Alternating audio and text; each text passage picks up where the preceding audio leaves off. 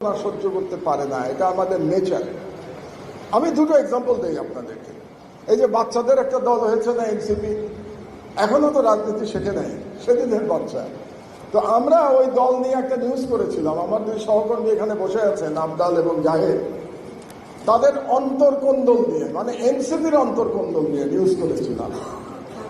সেখানে তাদের সমর্থক এবং তাদের নেতারা ফেসবুকে আমার বিরুদ্ধে ক্যাম্পেইন চালিয়েছে।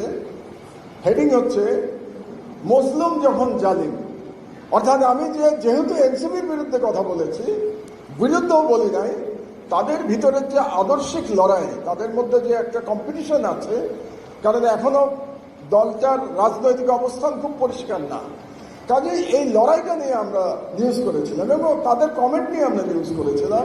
কিন্তু নিউজ করার জন্য আমি এখন হয়ে গেছি মুসলিম জালিম হয়ে গেছি।